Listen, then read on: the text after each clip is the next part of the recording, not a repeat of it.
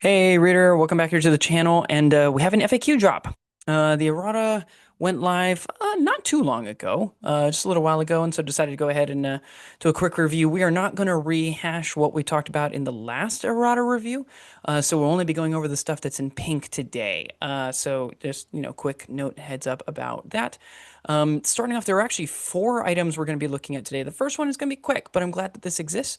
And this is a roll of honor. Basically, it's a quick thank you that Warlord Games is throwing out to individual persons who are really helping out behind the scenes to kind of provide a bit of extra help and support to the Warlord Games team in the development of Bolt Action. And if you look at this list of names, if you've been part of the Facebook group, if you have talked with people online, a number of these will be commonplace names for you.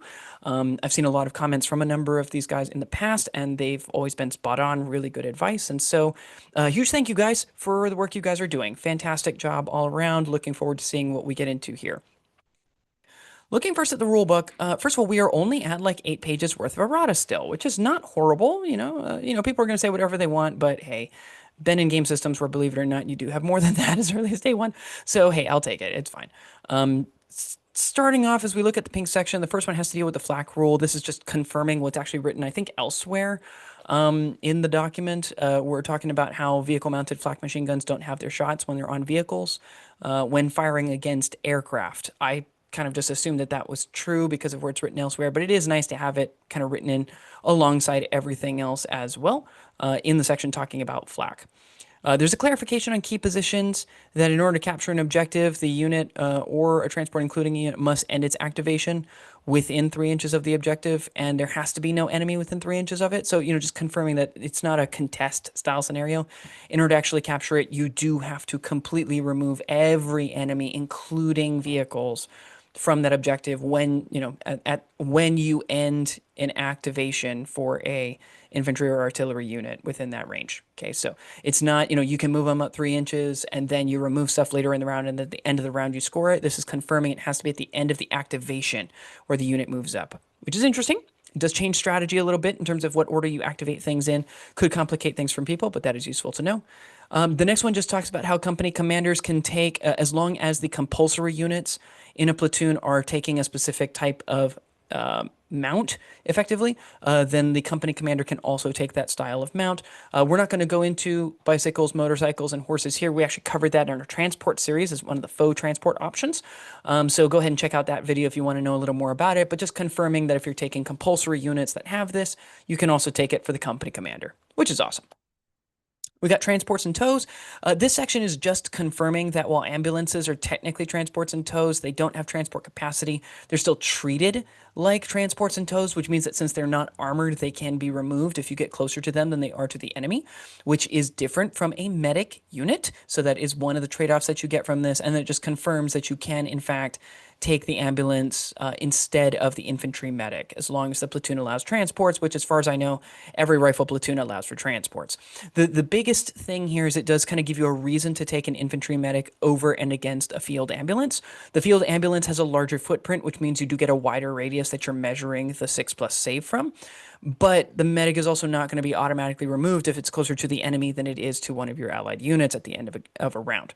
So toward that end, like, there is technically an exchange. I'm still firmly in the camp of regular medics in a Jeep because of how the wording on how you use special abilities works. It still kind of works the exact same way as if it's a field ambulance. You get 2 order dice.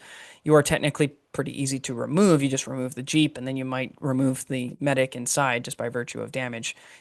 Geneva Convention be darned. But, like, I don't know. I do like the fact that now there is a clear reason to take one over and against the other. So that's good. Otherwise, some clarifications to Lend-Lease that the gyro stabilizers don't apply. That's fine. I wasn't planning on taking any of these veteran anyway, so it all works out. Confirmation, I think the M3 White Scout car, it was originally still on the transports and tows section, but I think maybe it was listed as like an armored car or something like that. They just moved it down, but it was already on the Lend-Lease list. It's not a new addition to the Lend-Lease list. And then when we look at FAQs, not a whole lot. There's a clarification that IJA lunge mine teams, which is how I say these teams on YouTube, you can only take one AT section per platoon that can do the 3 of those guys as a single slot. And then there's an interesting clarification here at the end as regards how it works. Obviously, we know how that works with the rifle platoon, right? Per extra selection, you can take an AT rifle team alongside your three lunge mine AT teams. But then a heavy weapons platoon, it looks like you can only take three lunge mine AT teams and then two other separate AT rifle teams, interestingly enough.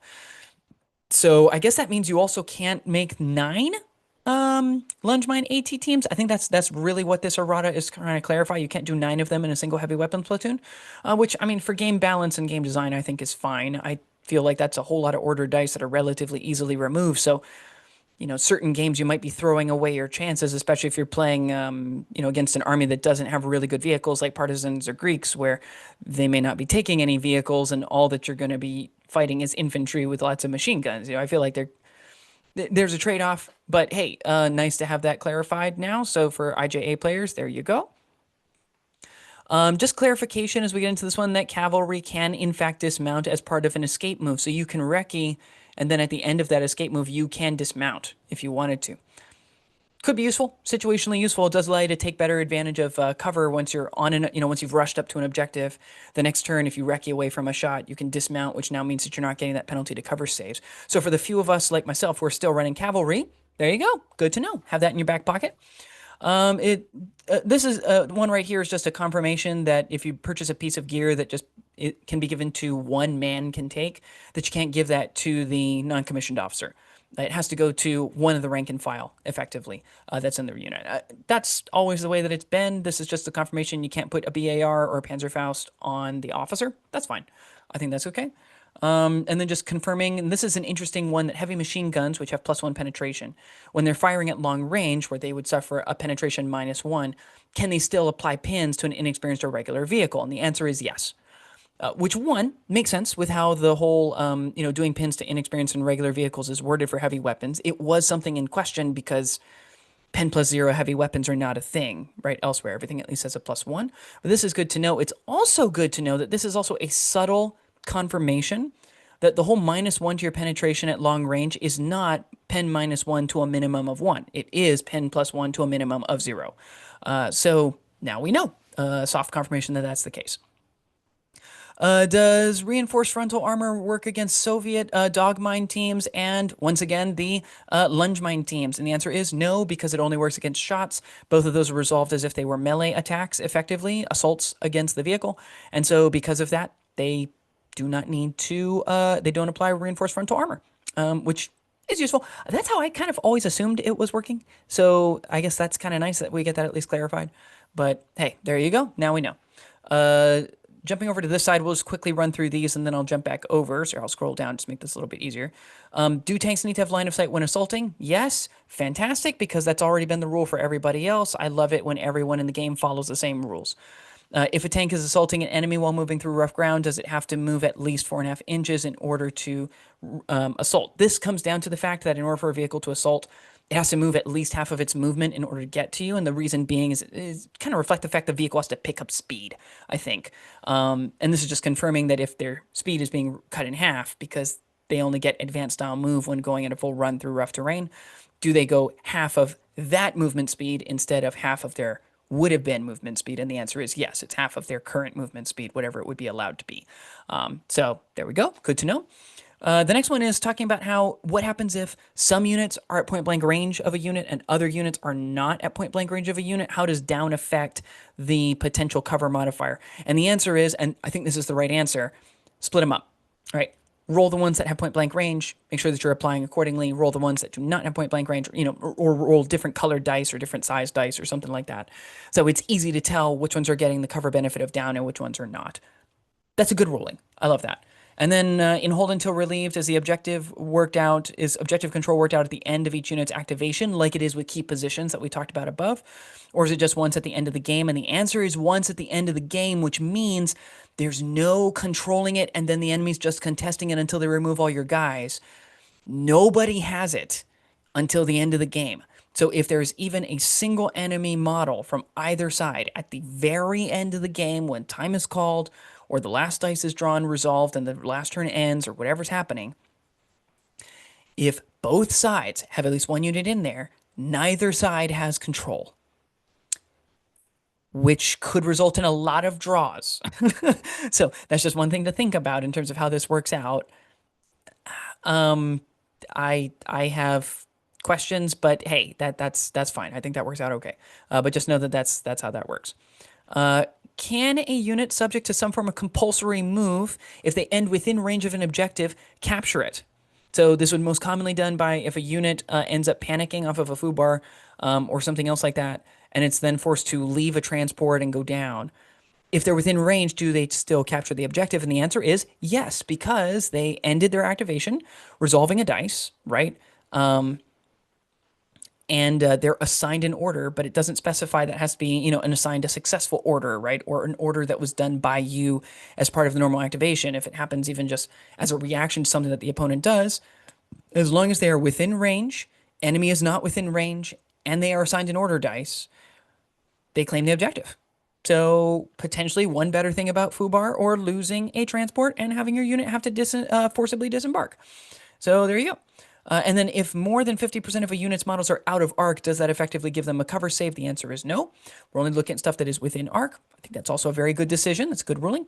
And is it okay to ignore small pieces of terrain like a single tree or a crater barrel when working out things like line of sight or cover? And the answer is yes. In fact, you can even move those things around. I think that's also the right decision. It allows us to make our boards a little more interesting without having to worry about, well, can my vehicle go over it? And do I have to use two pivots to get around this tree and stuff like that? No, you work as if it's basically not there, which I think is fine. That's okay. Let's look at the Armies of Germany book. Not a whole lot of stuff here. There's a clarification on stationary firing platform. I thought it was pretty clear in the Germany book, but this just confirms that you can still take the advance order. You just don't get the fire at the end of it, is what ends up happening. And then the forward observer one is just clarifying that up to one person could be the forward observer, could be someone else. I think I'd always put it on the observer, but it could be somebody else can take an assault rifle. Kind of nice. Some people don't like assault rifles. I don't personally mind assault rifles. I think they're fine. But I know some people really don't like them. But there we go. Clarification, you take one more of them in your army. The next one's a clarification on the Stummel. It replaces the fact that you could take kind of a forward-facing pintle-mounted machine gun that could fire alongside the howitzer, and this one just confirms that it's coaxial, which when you look at the model, it kind of makes sense. Like, I mean, it's literally quite clearly, like it's attached to the same mount that the person who's firing the light howitzer is using. It quite clearly looks like it's a coaxial machine gun. It is, in fact, a coaxial machine gun now. On the one hand, that means you're only firing one weapon system per turn from the front instead of two, which is potentially disadvantageous to the Stummel. I still stand by the praise that I've given the Stummel on this channel. I still really like it. I think that's a very good tool. It does also mean that now you're saving 5 points by adding the machine gun. Is the machine gun strictly necessary? Probably not, to be honest. If it's coaxial, light howitzer is going to do pretty similar stuff to an MMG, but an MMG might be a more reliable way of putting out a pin, potentially. So for an extra 5 points, you could do worse in your army. I think it's still fine to take. It does change things a little, though. We get an inexperienced option for the SDKFZ 231 8 rad. I wasn't going to take an inexperienced, but it's nice to know you have the option, so that's good. And then this one right here, the clarification on the 250/1 /4 variant is literally just it's the same wording in terms of the weapon system. So replacing the pintle-mounted MMG in the front with two covering the front. This one just confirms that you lose your transport capacity, which was not originally written on page 87 of the book. It's still the exact same number of points, still 10 points.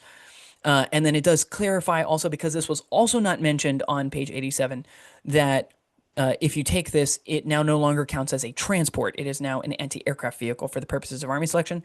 So you have to take it in your armor platoon. You can't take it as a transport in a rifle section, for example. Which, I mean, is a good clarification. It's technically written elsewhere that losing transport capacity means that you now count as an armored car, effectively, right? But it is nice to have that written right there, where people have it. And then a small clarification on the flamethrower team specific to the Einstoßflammenwerfer, which is the two one-shot flamethrower team instead of just the normal flamethrower team. And this just confirms that the normal flamethrower team would still be unarmed other than the flamethrower. These guys, because they're one-shot weapons, they are armed with pistols. So at least they can still run around, they can shoot at stuff. It means that they can still obviously do stuff in close combat, because even unarmed people can do stuff in close combat. But at least they still have a 6-inch range weapon. They actually now each get 2 shots. It's just that it's not a heavy weapon, and it doesn't do nearly as much as a flamethrower. But on the whole, nothing particularly surprising here. Everything is pretty great. And when looking at the American one, this one is new. That's why nothing here is in pink. So this is quick update on what we have with the armies of the US. Another clarification on stationary firing platform. They're just standardizing the wording. That's good. I like standardized wording. Air, land, and sea. We got a change to the airborne section, allowing them to be taken as regular or veteran, which I think it was only veteran before if you wanted to take the air rule. And then the by air, land, and sea rule change for the Marines makes it so that it's now only veteran, which I think before it was both regulars and veteran. Um, Having upgraded to stubborn for +1 point. Um, First things first, I'm glad they did this with the airborne because you can take regular airborne. So it's kind of weird that, for example, if you wanted officers or somebody else like that to be able to take the benefit of stubborn, you did have to take them veteran. So I do appreciate that change. That's a good one. Not the change I was expecting with Marines. More on that when we talk about Americans in our Army review series from second edition and how they're looking currently in third. Ironically, I did record the America video before recording this. So I've mentioned like, hey, we have the book. We have a pretty good idea of what we have. Not much is actually going to change in that video. But hey, there are technically some changes from what you hear in the video. Small, minor things. It's all okay. There's a clarification to HQ options that you can take horses on your HQ if you want to, which is great. That's fine. Nothing strange there. And then the U.S. Marine Raiders, the Merrill's Marauders, and the War Dog teams, there's a change that makes it so that now adding the submachine guns to these guys is only +3 points each instead of +4 points each. That makes sense because I think they already have, if I'm not mistaken, it's the Tough Fighter special rule in there. So it's kind of nice that you're not overpaying for that. I wonder if we're going to see something similar for Tough Fighter style units like, say, British Commandos in the Great Britain book, whether we're going to see those, say, on Nepalese Gurkhas, who also start with Tough Fighters in the Commonwealth book, whether we're going to see this in Soviet Union book, could be very interesting as to how that works out. We then have our, this is just confirming the next one, page 52 is just confirming that the twin light autocannons cost the same as everybody else's twin light autocannons, which is always great. The M6 gun motor carriage is just confirming that the light AT gun can either be mounted on the front or in the rear, so you get to choose which way you want to do it, because the Americans set up the guns to work both ways. It all depends. And then also now they have the ability to add a pintle-mounted heavy machine gun, which is awesome. Love those. And also plays into the whole Americans love putting machine guns, slapping machine guns on everything thing. More on that when we talk about the Americans Army video. Recce Jeep confirms that you can upgrade your medium machine gun to a heavy machine gun because, once again, Americans love slapping machine guns on everything. Love that. And the Jeep can be given amphibious for free, which is very cool. It means that there are some reviews coming up where I talk about Jeeps that, you should tack that on. It does add a little more utility and versatility to them. That's cool. I love that. Americans don't have access to fieldcraft hardly anywhere. So the fact that they at least get some added mobility through specific types of rough terrain is nice where it happens. And this means that if you choose to put something like a bazooka team in a Jeep and try to rush it in from outflank, even if there's something like a river there or something like that, taking an advance order, you can go straight through it, which is really sweet. So love that change. And then for FAQs, this was one that has, it's been passed around quite a bit on the Facebook group, talking about when Rangers Lead the Way happens with preparatory bombardment. And the answer is it is resolved before preparatory bombardment. Since this is the end of the video and we're wrapping it up, and I've been going pretty short by Centaur standards, I feel like I can wax a little bit here. I also think that this confirms what's written in the book, even though it is disputed by some people in the Facebook group, that Rangers Lead the Way takes place even when it comes down to first wave, when things haven't come on the board and nobody's been deployed other than forward observers, okay? This just helps to confirm that this sort of thing happens before even some of the start of the turn or, before turn one sort of actions. This is one of the first things that occurs, as is even written in the rule book. So as far as I'm concerned, it seems quite easy if you're going to an event that's hosted by me or if we are playing together in a casual game. Rangers Lead the Way you're always going to get. It's always going to be an ambush-free move for you to get onto the board. It is a run order, and you don't have field craft, so you wouldn't be able to run into a ruin or into a forest, for example. But you would have the ability to perform a run even if you're not set up on the table. Some people hotly dispute this. I think it's quite obvious what the answer is. Let me know down in the comments which side you fall on if you really want to. Otherwise, that's all we have here for the errata. It's a really, really good errata, all things considered. Everything more or less makes sense. Some minor quibbles here and there. I am going to miss the fact you can't take a heavy field car with a flak Veerling in the back anymore. I didn't get a chance to play around with that. But that's a small thing. It's okay. I am going to, at least a little bit, I'm still not particularly pleased with the Marine Corps option. I don't think the Marine Corps option offers you very much that's particularly beneficial. I feel like we could just make it so that veteran Marines can just take stubborn for 1 point per man, and we could give Marines generally something a little bit different. But hey, if this is how it's going to be, we can always run it. I haven't collected U.S. Marine Corps just yet, so it doesn't really bother me one way or another. But if there are things that stand out for you, please let us know.